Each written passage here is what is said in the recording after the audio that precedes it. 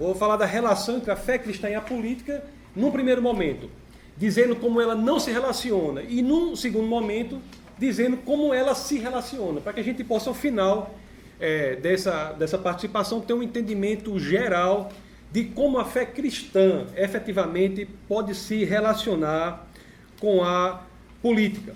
Quando a gente fala da questão de fé e política, um dos primeiros temas que vem à nossa cabeça, à nossa mente, é a questão do Estado laico. Então eu vou começar falando sobre o Estado laico. Eu considero que, do ponto de vista do cristianismo, o Estado laico é uma conquista da civilização. É um bem, é algo que nós devemos lutar por ele. Sempre que uma liderança religiosa e uma liderança política se misturaram na história da humanidade, o resultado não foi dos melhores, para não dizer que foi um desastre. O Estado laico respeita a liberdade das pessoas. E uma das mais importantes liberdades que é respeitada pelo Estado laico é a liberdade religiosa. É a expressão do seu relacionamento com o sobrenatural, com Deus, ou então a escolha de adesão ao modelo de mundo materialista, naturalista, ateísta, em que Deus não existe. No caso específico da fé cristã, nós temos um fenômeno que é extremamente curioso.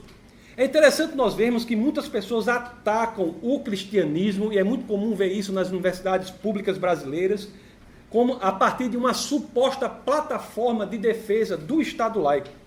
Isso representa uma total falta de conhecimento dos dois conceitos, Estado laico e cristianismo.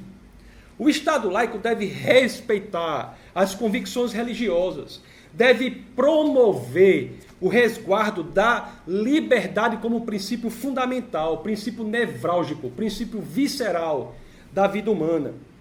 Isso está dizendo que o Estado laico não é contra a religião, mas é a favor da liberdade do homem se relacionar com Deus ou não, da maneira que ele entender correto.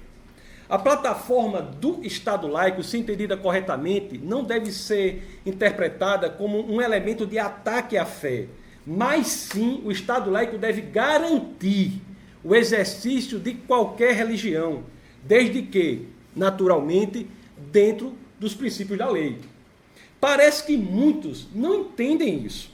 Em alguns lugares é muito comum ver isso, como eu disse, e na Universidade Pública Brasileira mais ainda. Nós vemos posturas de muitas pessoas que, em nome de um suposto Estado laico, não deixam que a liberdade religiosa seja exercida em tais espaços. Um evento como esse, que discute a religião, é um evento que nós não vemos muito comumente. Quando nós vemos, se nós analisarmos, as maiores universidades do mundo, por exemplo, foram criadas como escolas cristãs. Harvard, Princeton, Yale, Oxford, Cambridge, foram todas criadas como escolas cristãs. O lema original da Universidade de Harvard era Verdade para Cristo e a Igreja. Portanto, a universidade pública e o espaço público, de modo geral, deve fazer valer o Estado laico, defendendo a liberdade religiosa, a promoção de todas as manifestações do relacionamento do homem com Deus. Isso sim é um verdadeiro Estado laico, um Estado de tolerância, um Estado que promove a liberdade, entre as quais está a liberdade religiosa. Mas aqui eu quero trazer uma questão.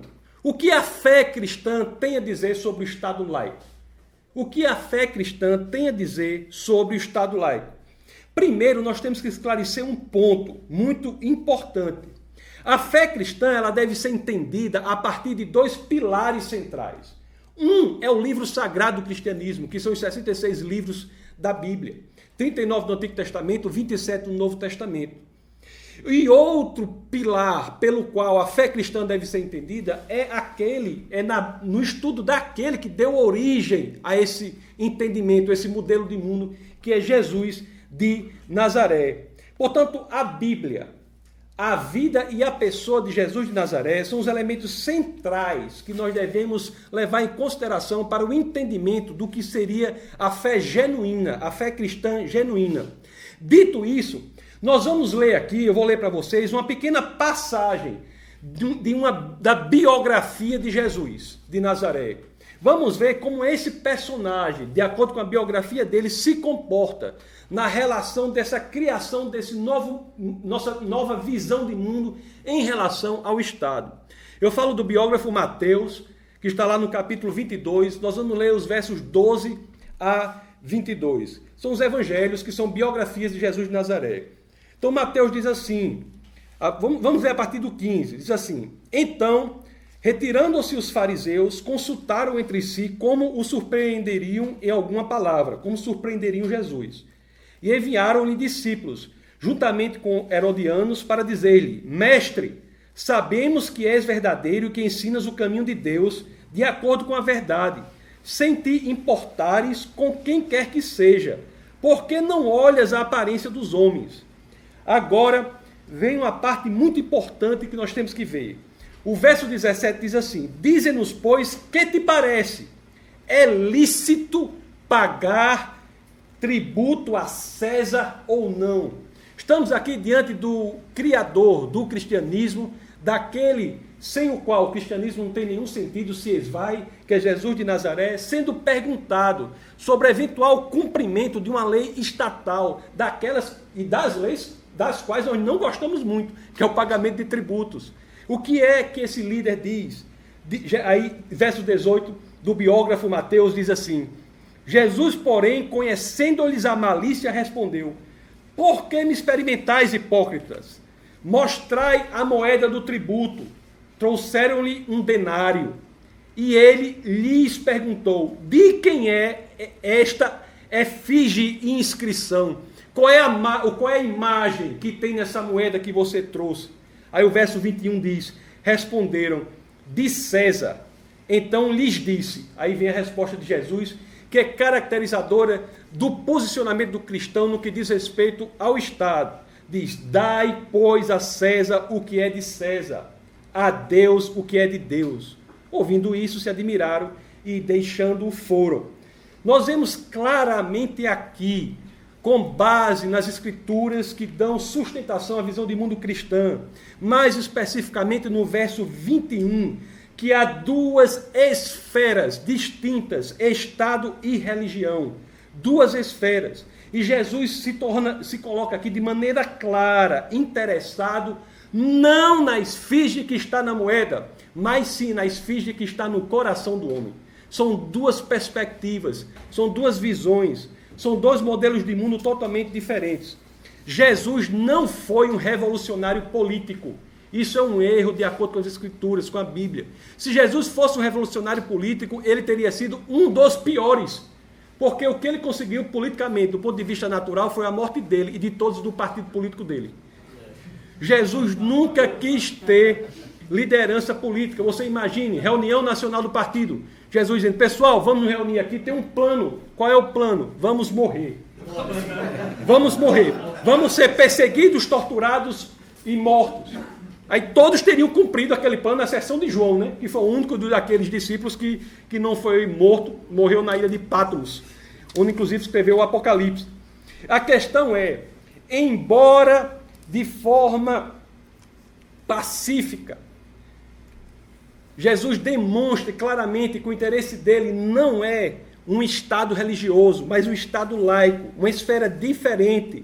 Nós vemos que o cristianismo, apesar de estar claro essa distinção, o cristianismo promove modelos de moral que influenciam sim a política. E aí é que será a minha segunda parte da minha participação. Mas eu quero deixar claro, o verso 21 é explícito em separar essas duas esferas, Estado e religião. Jesus, portanto, não foi um revolucionário político. Jesus nunca quis uma liderança política. Todas as vezes, de acordo com seus biógrafos, que ele se coloca numa posição de eventualmente ter uma liderança política, ele foge daquele lugar. Então, o que eu quero dizer para vocês é o seguinte: apesar disso, apesar de estar claro isso, o cristianismo é importante para a política. Paulo, em sua carta aos Romanos, em uma das 10 cartas que foram registradas às 7 igrejas que Paulo fundou, Paulo estabelece de forma clara como o cristão deve se portar diante da autoridade estatal. Lá na carta aos Romanos, capítulo 13, nos 2 primeiros versos, Assim diz o texto. Todo homem esteja sujeito às autoridades superiores, porque não há autoridade que não proceda de Deus, e as autoridades que existem foram por ele instituídas. De modo que aquele que se opõe à autoridade resiste à ordenação de Deus, e os que resistem trarão sobre si mesmos condenação. Os cristãos, de acordo com a visão do mundo cristã, que é vista na pessoa e na vida de Jesus Cristo e também nas Escrituras, que são os 66 livros da Bíblia, devem seguir a lei, os cristãos como qualquer um outro. Existe uma passagem aqui de um livro de R.H. Mons, que é sobre os romanos. Ele diz uma coisa que eu vou citar, abre aspas. Fidelidade a Deus não nega responsabilidade em relação à autoridade secular. É provável que quando Paulo disse isso, muito provável, não havia em posição de autoridade secular ninguém que professasse a fé cristã. E ele estava dizendo mesmo assim, nós devemos seguir a autoridade secular. O elemento da autoridade em si, não a pessoa que está instituída da autoridade, mas o elemento da autoridade sim, segundo a cosmovisão do mundo cristã, o elemento é que é proveniente de Deus. Você tem uma passagem clara aqui, que esse elemento da autoridade provém de Deus, de acordo com a cosmovisão cristã, numa passagem de Jesus Cristo. O último dos biógrafos registrados, João, no capítulo 19, versos 8 a 11, tem uma passagem que deixa clara a posição de Jesus, dizendo que a autoridade em si vem de Deus, mas aquele que está instituído de autoridade não necessariamente. Como você diz, Pilatos, ouvindo tal declaração, ainda mais atemorizado ficou. Aí o verso 9. E tornando a entrar no pretório, perguntou a Jesus, de onde és tu? Mas Jesus não lhe deu resposta.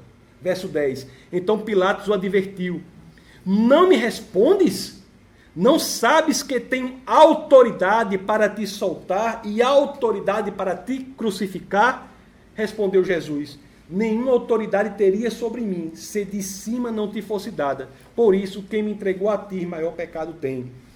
A obrigação civil é algo que o cristão deve seguir, deve respeitar. Existem na Bíblia, nas Escrituras, exemplos de desobediência civil? Sim, há alguns. Mas em todos eles são em momentos em que a obediência civil representa um gritante desrespeito à fé cristã e mesmo assim, o cristão, quando desobedece, a autoridade civil está disposto a seguir as consequências que a lei traz. Se você olhar um exemplo de desobediência civil na Bíblia, você pode ver lá no livro de Atos, capítulo 4, verso 18 a 21. Também no livro de Atos, capítulo 5, 27 a 29. São exemplos de desobediência civil leve, em que as pessoas estão dispostas a seguir as consequências que a lei diz. Os apóstolos disseram, eles dizem, antes importa obedecer a Deus, mas sem desrespeitar a autoridade civil. Neste contexto bíblico, nós vimos que é com base nisso que os reformadores lutaram com todas as suas forças para o Estado laico. Eu não estou falando da igreja imperial. A igreja genuinamente bíblica sempre lutou pelo Estado laico. Isso foi uma das lutas principais de Lutero. O Estado laico é, em grande medida, uma conquista do protestantismo. Isso é uma coisa que é difícil ser ouvida aqui na universidade, mas é a mais pura verdade. O Estado laico, repito, é uma conquista do protestantismo. Até porque não há no modelo de mundo cristão algo que se diga forçar alguém à fé. O convencimento é, segundo o modelo de mundo cristão, a única forma de adesão à fé cristã. Inclusive o convencimento com base racional, com base em evidência, como diz a primeira carta de Pedro, capítulo 3, verso 15, quando as Escrituras dizem que você deve estar preparado para apresentar as razões da sua fé, apresentar o porquê você crê, as razões da esperança que há em você. Não faz sentido, no modelo de mundo cristão, você criar uma força estatal para a expansão do cristianismo, porque isso é algo fictício. Só há expansão genuína cristã, de acordo com a cosmovisão cristã, quando há uma conversão genuína, por convencimento. Agora eu quero entrar aqui na segunda parte, Eu disse para vocês nessa primeira parte que o cristianismo é totalmente apartado da questão de Estado religioso. O cristianismo quer o Estado laico. O cristianismo sabe que toda vida que há confusão entre líder religioso e líder político, nós temos problema. O cristianismo quer o Estado laico. Jesus deixa claro em muitos momentos da sua biografia que ele veio para outro mundo, não para este mundo em que nós vivemos do ponto de vista natural. Agora, isso não quer dizer que a moral que a cosmovisão de mundo cristã traz à sociedade não influencia a política de alguma forma. Influencia sim. A moral que o cristianismo traz é muito importante para a formatação de como vivemos. Mesmo que ele defenda o Estado laico. Essa é a chave interpretativa correta para que você entenda como fé cristã e política devem se relacionar. O infanticídio, por exemplo, vamos olhar historicamente. O infanticídio é uma das coisas mais terríveis da civilização antiga. Você pega o próprio Sêneca, um filósofo fantástico, filósofo romano do século I. Você vai ler a obra dele, De Ira. Olhe só o que ele diz, abre aspas, para vocês terem uma ideia de como era a civilização romana no primeiro século. Assim diz Sêneca: não se sente ira contra um membro gangrenado que se manda amputar. Não cortamos por ressentimento, pois trata-se de um rigor salutar. Matam-se os cães que estão com raiva, exterminam-se touros bravios, cortam-se as cabeças das ovelhas enfermas para que as demais não sejam contaminadas. E agora preste atenção, o que ele diz nesse momento: matamos os fetos e os recém-nascidos monstruosos. Se nascerem defeituosos ou monstruosos, afogamo-los. Não é devido ao ódio, mas à razão, para distinguirmos as coisas inúteis das saudáveis. O cristianismo combateu ferozmente essa prática. Se você for ler a tábua 4 das 12 tábuas da lei romana, você vai ver que lá também está claro que crianças deformadas devem ser mortas. Um incentivo e autorização estatal claros ao infanticídio. Uma coisa que todos nós sabemos que é atentatória à dignidade humana. O historiador W.E.H. Lecky afirmou, não sem razão, que o infanticídio talvez tenha sido a mais profunda mancha da civilização antiga. O que é que o cristianismo fez contra isso? Combateu ferozmente essa prática de infanticídio. O livro de Dash, que é conhecido como o Ensinamento dos Doze, que descrevia como deveria ser o comportamento dos cristãos no cristianismo primitivo, deixava claro: você não deve cometer infanticídio. E o que falar da mulher, da dignidade da mulher? Antes de Cristo, antes do advento dessa pessoa, Jesus de Nazaré, todas as sociedades, chineses, judeus, gregos, romanos, todas elas, inclusive o judaísmo, que segundo a cosmovisão de mundo cristão, foi a sociedade antiga responsável por trazer o elemento da moralidade. Mesmo ela tratava a mulher de forma miserável. Se você olhar, por exemplo, se você for ler Eurípides, se você for ler a sua obra, for ler Medea, você deixa claro, você vai ler claramente ali que a mulher, por exemplo, não poderia de forma alguma se divorciar do homem, enquanto o homem poderia se divorciar da mulher a qualquer momento. Jesus de Nazaré revoluciona a forma de tratamento das mulheres. Se você for ler o exemplo da mulher samaritana, você vai ver como é impressionante a forma como Jesus se relaciona com aquela mulher, demonstrando a todos que os seguem que deve se valorizar a mulher.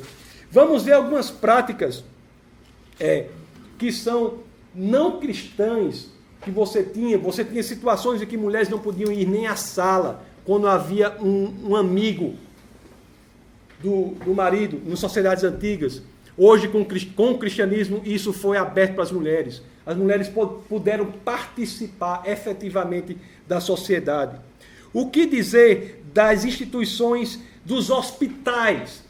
Uma coisa que sempre me impressionou, se você pegar qualquer uma das civilizações antigas, se você pegar, por exemplo, a Grécia, que é o berço do conhecimento, como tanto falamos disso aqui na universidade, até hoje em dia, a filosofia se resume ou à filosofia grega ou a nota de rodapé à filosofia grega. A Grécia construiu um arcabouço de conhecimento inigualável na história da humanidade. Um povo inteligentíssimo. Me diga por que na Grécia não tinha hospitais? Roma, o berço do militarismo, da organização. Por que ali não se encontrava hospitais? O Concílio de Nicéia, por exemplo, estabelece o atendimento a doentes e necessitados. Promove a criação de hospitais. Foi com o cristianismo que nós tivemos a instituição da caridade, como um ato de fazer bem ao outro, sem esperar nada em troca. Sem esperar nada em troca. A própria visão de mundo cristã diz que não há nada que você possa fazer para que você chegue até Deus. Não há caridade que você possa fazer que o qualifique a ir até Deus. A caridade não é a causa de você se transformar cristão, mas é a consequência de você ser cristão. Não é uma moeda de negociação. O cristianismo é o primeiro a trazer a caridade como um ato que você faz o bem ao próximo, sem receber, sem esperar nada em troca. Vamos ver outro biógrafo de Jesus aqui, outra passagem do biógrafo de Jesus, Mateus, capítulo 14, verso 14, quando as escrituras assim diz: Jesus, ouvindo isto, retirou-se dali num barco para um lugar deserto à parte. Sabendo as multidões, vieram das cidades seguindo por terra. Desembarcando, viu Jesus uma grande multidão. Compadeceu-se dela e curou os seus enfermos. Conforme eu disse, isso é muito importante.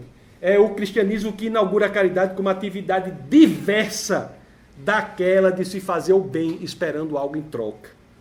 No que diz respeito à lei propriamente dita, a liberdade e a justiça. Se você for estudar direito, você vai ver que muitos princípios que estudamos no direito são decorrentes da cosmovisão de mundo cristã. O próprio direito técnico, o direito processual, por exemplo, que exige testemunhas para que você possa acusar alguém de outro.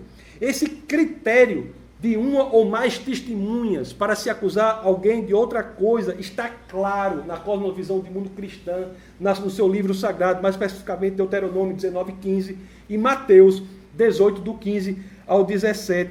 Olha só o que diz o livro de Deuteronômio 19:15. Uma só testemunha não se levantará contra alguém por qualquer iniquidade ou por qualquer pecado, seja qual for que cometer. Pelo depoimento de 2 ou 3 testemunhas se estabelecerá o fato. Mateus capítulo 18, biógrafo de Jesus, versos 15 a 17, assim diz, abre aspas: se teu irmão pecar contra ti, vai arguí-lo entre ti e ele só. Se ele te ouvir, ganhaste o teu irmão. Se, porém, não te ouvir, se a coisa não se resolver entre você e a pessoa, o que você deve fazer?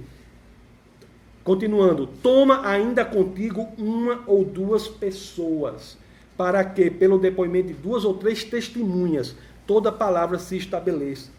O que dizer do direito natural? Daquela sensação que as estruturas de direito mais modernas têm, que nós temos direito pelo único fato de sermos humanos. Isso já está claro na percepção de mundo do cristianismo. A ordem natural criada por Deus, em que ele passa para todos nós a percepção do que é certo e do que é errado. Lá na carta aos Romanos, capítulo 2, verso 14 e 15, nós vemos claramente isso. Assim dizem as Escrituras. Quando, pois, os gentios que não têm lei procedem por natureza, de conformidade com a lei, não tendo lei, servem eles de lei para si mesmos. Estes mostram, aqui tem a expressão clara, agora que eu vou dizer, de direito natural, estudado pelos juristas mais modernos, estudiosos do moderno, quando dizem estudiosos mais modernos do direito, da teoria geral do direito. Ele diz assim, estes mostram a norma da lei gravada no seu coração. A perspectiva de que nós temos valor real, intrínseco, não valor adquirido, que nós temos dignidade em oposição às coisas, que é um patamar mínimo civilizatório, abaixo do qual nós não podemos viver, porque seríamos resificados, coisificados. O que nos diferencia das coisas é que nós temos valor intrínseco, real, dignidade. As coisas não têm dignidade, as coisas têm valor. O microfone desse aqui tem um valor X, eu posso substituí-lo, não vou ficar em depressão, não vou ficar nada se eu substituir esse microfone por outro de igual valor. Mas uma pessoa é insubstituível. Por quê? Porque ela tem valor intrínseco. valor real. Isso está claro com a cosmovisão de mundo cristã. No que diz respeito a direitos individuais, direitos de igualdade. Por exemplo, um dos elementos claros do cristianismo é que Deus não tem favoritos. Deus não tem escolhidos. Lá em Atos capítulo 10, do verso 34 a 35, Lucas diz que, então falou Pedro dizendo, reconheço por verdade que Deus não faz acepção de pessoas. Pelo contrário, em qualquer nação, aquele que o teme e faz o que é justo lhe é aceitável. A ideia de que todos são iguais perante a lei, a igualdade, um dos alicerces mais importantes de toda a construção jurídica, já está presente na cosmovisão de mundo cristã. Romanos, carta aos Romanos, capítulo 3, verso 23, está claro em dizer, todos pecaram e carecem da glória de Deus, não há distinção entre pessoas. Sem importar, isso é muito importante dizer, independentemente das qualificações exteriores da pessoa, como raça, nacionalidade, origem, família, qualquer coisa, todos são iguais. Lá em Gálatas, capítulo 3, verso 28, nós temos assim, destarte não pode haver judeu nem grego, nem escravo, nem liberto. Numa situação em que nós tínhamos mais da metade das pessoas em situação de escravidão. Nem escravo, nem liberto, nem homem, nem mulher, porque todos vós sois um em Cristo Jesus. E por falar em escravidão, é uma crítica errada que faz o cristianismo. O cristianismo melhorou e muito o entendimento de que a escravidão é errada. Na época de Cristo, pelo menos 3/4, 75% da população de Atenas era feita de escravos. E mais de 50% da de Roma também. Era esta a situação em que se escrevia. E lá em Gálatas 3:28 tem isso que eu acabei de dizer para vocês. Não há judeu nem grego, escravo nem livre. Todos são um. Vocês podem ter dimensão da importância moral, da construção de um Estado, de uma política, com esses valores que são perpetuados pelo cristianismo. O próprio tráfico de escravos, numa sociedade em que 75% é de escravos em Atenas, 50% de escravos em Roma. Numa situação como essa, você tem o tráfico de escravos não só combatido, mas punido com a morte. O tráfico de escravos numa situação dessa é punido com a morte. Êxodo, capítulo 21, verso 16, 1 a Timóteo 1:10. Estão situações claras em que pune com a morte. Só para não ficar assim, o verso Êxodo 21:16 diz assim, o que raptar alguém e o vender, ou for achado na sua mão, será morto. A conclusão qual é da visão, do estudo, da cosmovisão de mundo cristão? É que graças ao cristianismo é que nós temos a construção do arcabouço moral da democracia. A separação entre o líder político e o líder religioso. Na contemporaneidade, algo que as sociedades civilizadas defendem com unhas e dentes, e a cosmovisão de mundo cristã também é fruto do cristianismo. Os valores cristãos não só corroboraram, mas ainda corroboram de maneira indizível, inenarrável, com o avanço da dignidade humana, com o avanço da civilização. O cristianismo, conforme eu disse, dá valor intrínseco ao homem. Se você for ler a primeira parte do verso 26, do capítulo 1 das Escrituras, nós temos uma das passagens mais impressionantes já escritas. Quando você diz, façamos como o homem, numa expressão, como Deus diz aqui, numa expressão de pluralidade, representando a Trindade, diz, façamos o homem à nossa imagem, conforme a nossa semelhança, demonstrando mais uma vez que o valor do homem é um valor intrínseco, um valor que não pode ser traduzido em moeda, não pode ser monetarizado. A visão do mundo cristão, portanto, meus queridos, se relaciona sim com a política, mas não quer o poder político. A visão do mundo cristão influencia sim a política, mas não quer o poder político. Isso é muito importante. Não há respaldo bíblico nem na pessoa e na vida de Jesus de Nazaré, de acordo com a biografia, Mateus, Marcos, Lucas e João, que possa nos dizer que, de acordo com a visão de mundo cristã, alguém possa querer exercer um poder político, mas há tudo para se dizer que o cristianismo é um dos tratores mais ferozes e importantes no avanço da sociedade, no avanço da moralidade, no entendimento de que, independente de quem sejamos, de que cor tenhamos, de que nação nós fomos originados, de que gênero tenhamos, se somos homem, se somos mulher, independente de tudo isso, a mensagem do cristianismo para a política é: nós somos um, e como um devemos evoluir conjuntamente. Muito obrigado pela oportunidade de vocês e fico aqui aguardando o momento das perguntas.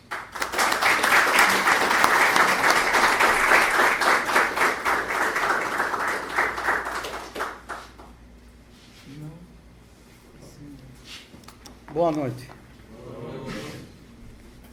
Eu não tenho a garganta do professor, não, tá certo? Até porque ele diz que dorme de madrugada, então acordou agora. Eu já deveria ter dormido. Bom dia, bom dia. Bom dia. Obrigado pelo convite, professor. Reverendo, professores, amigos, estudantes.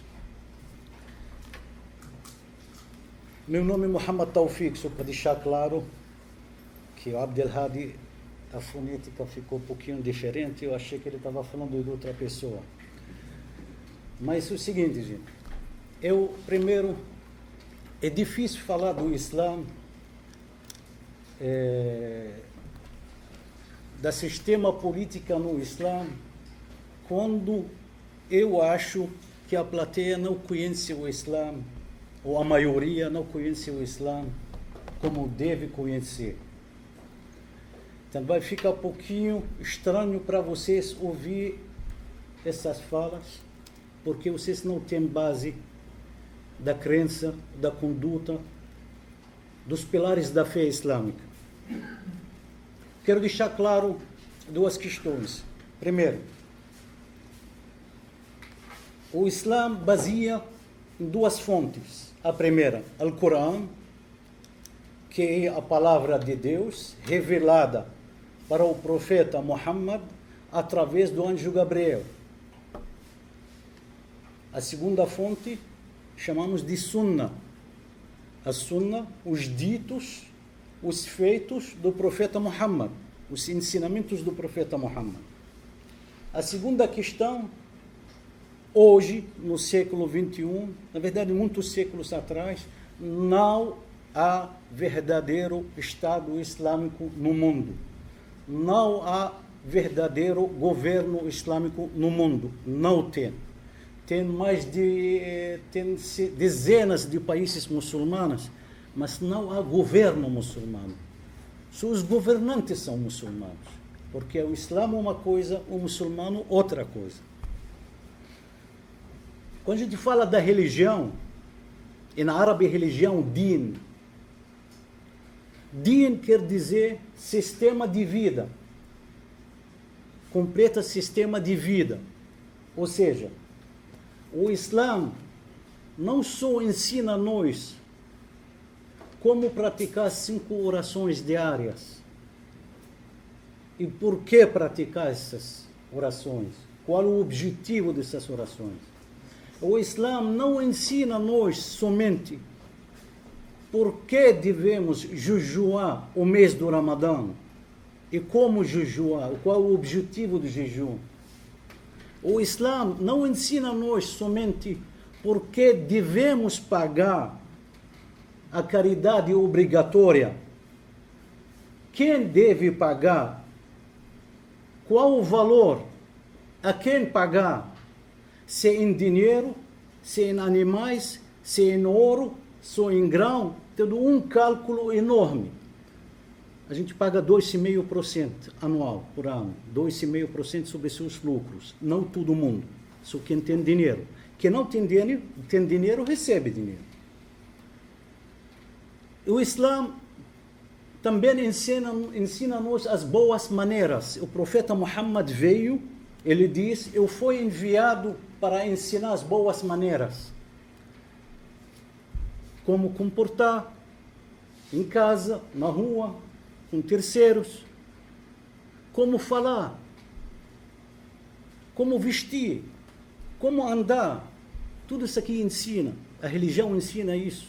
O Alcorão ensina tudo isso. Então, o Islã cuida da parte espiritual, da parte econômica, como pagar caridade, quem deve, quanto pagar. Cuida da parte social.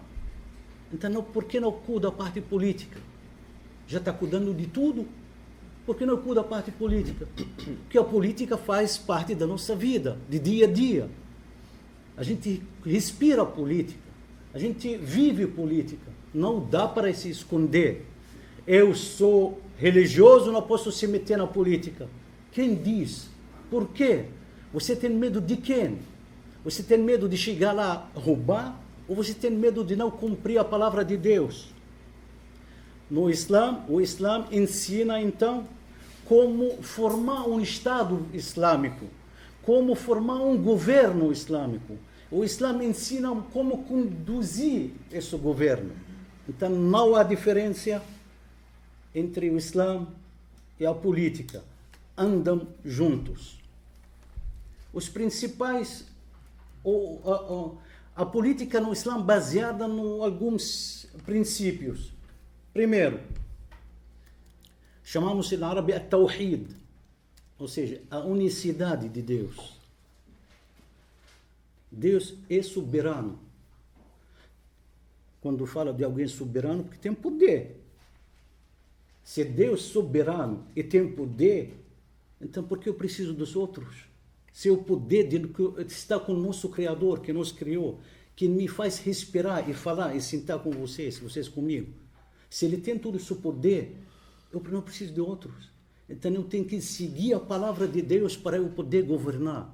Eu tenho o Alcorão, que é o sistema completo de vida. Então eu posso viver assim no Alcorão. Deus diz no Alcorão: a escolha pertence a Deus. O juízo pertence totalmente a Deus. Então nós todos pertencemos a Deus. Se nós, não precisa ser muçulmano, qualquer religião, qualquer religioso, mesmo não tem fé, se acreditamos que Deus é clemente e misericordioso, então Ele quer nosso bem, não quer nosso mal. Então a palavra final é dEle. Eu tenho que confiar na palavra final dEle. Se Ele cuida de nós, então Ele quem manda nossas vidas. Eu tenho que confiar e não vou mudar a palavra dEle. Ele diz, digamos no Alcorão, o ladrão e a ladra, de captar a mão deles como castigo pelo que foi feito. Então, quem sou eu para mudar a palavra de Deus? O cara roubou, tem que cortar a mão. Eu não estou falando de roubar galinha, ou manteiga, ou copo de água, não. Até tem uma história interessante na época de quinto ou sexto califa depois do profeta Muhammad sallallahu alaihi wasallam. O governador de uma província pegou um ladrão, levou para o califa para captar a mão. O califa pergunta, por quê? É porque ele roubou galinha da vizinha. Tragam para mim o governador da província dele. Chamaram, você vai ser preso se esse menino, se esse adolescente rouba mais uma vez galinha. Ele roubou porque ele quer comer, está passando fome. Então você seria preso a próxima vez. Então, corta a mão de alguém, não quem rouba galinha, gente. Os corruptos.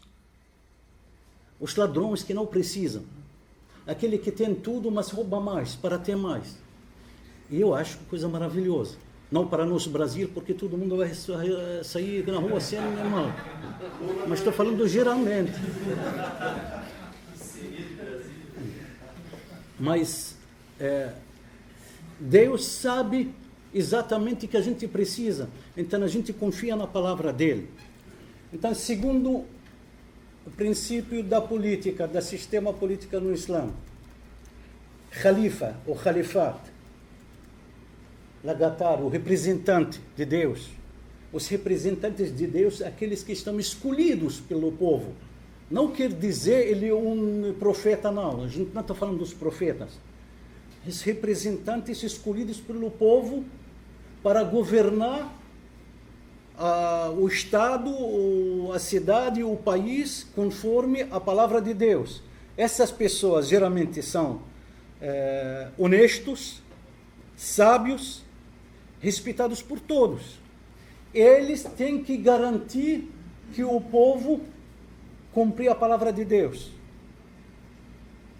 Deus diz no Alcorão sobre esses representantes: recorda-te, ó profeta, de quanto teu Senhor diz aos seus anjos: vou instituir um legatário na terra. Então Deus quer representantes dele na terra para governar o Estado, para governar o país. Segundo ponto, ou terceiro ponto, a gente chama em árabe shura. Shura quer dizer consulta. O governo muçulmano não pode governar sem fazer consulta dos representantes.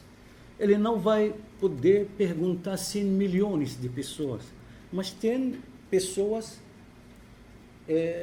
representando esses milhões, ou seja, vamos dizer parlamento. Então tem parlamento no Estado Islâmico, tem que ter parlamento para ser consultado. Então o governador sozinho não pode governar, sem consultar, e pelo Alcorão não pode governar. Ou seja, o preço da democracia, que muita gente não chama, não tem democracia no Islã. Deus fala no Alcorão sobre a consulta. Ele todas essas palavras de Deus são obrigação.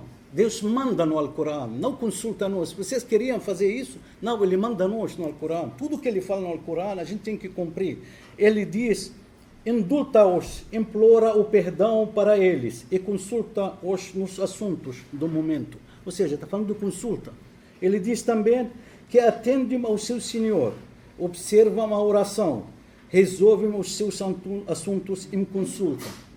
Então estamos em consulta, temos parlamento, sei lá, temos de Câmara dos Deputados, temos senadores, que Deus me perdoe, temos parlamentos, não senadores.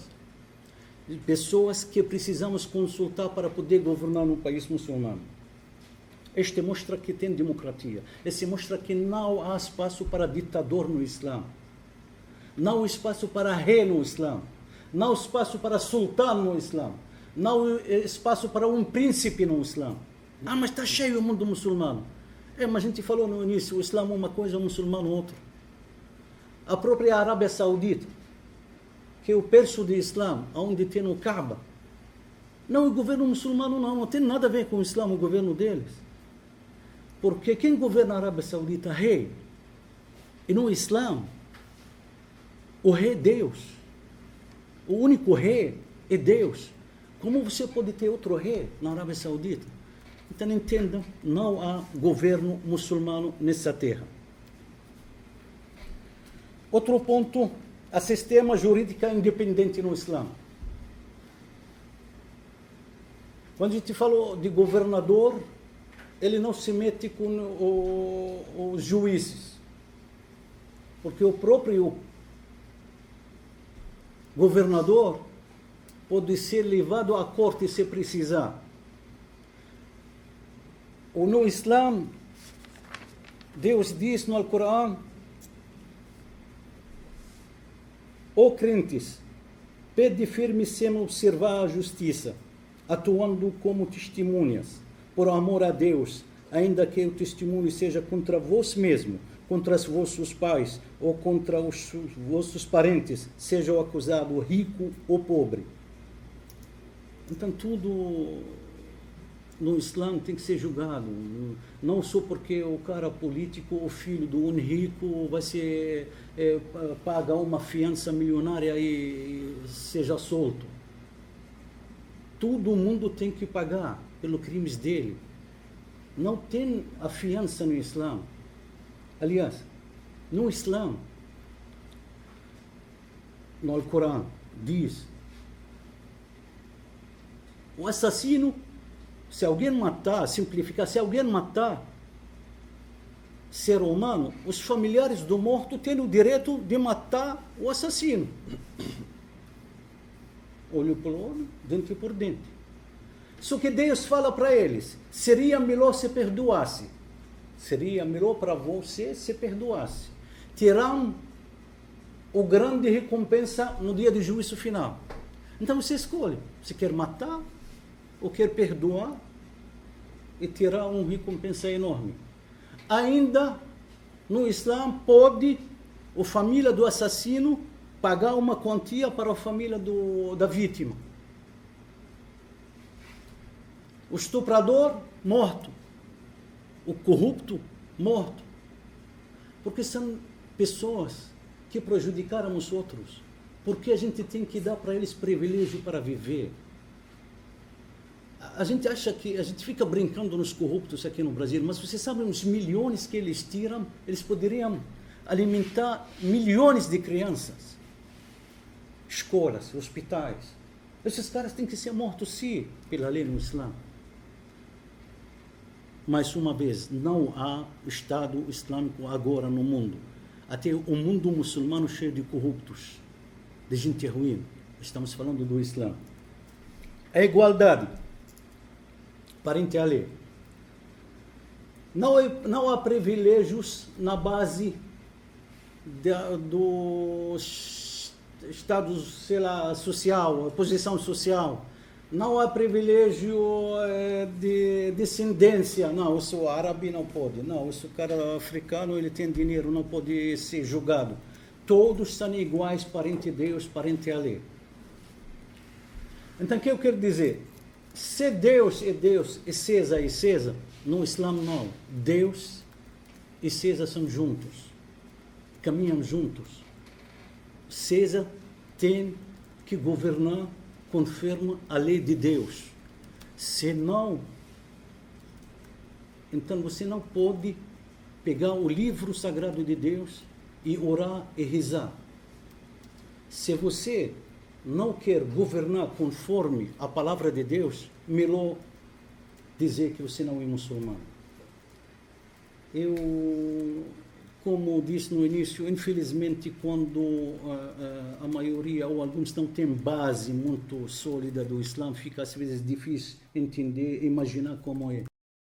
A gente não convence as pessoas para converter, porque Deus diz no Alcorão, vocês, humanos, não têm o poder de converter alguém no Islã.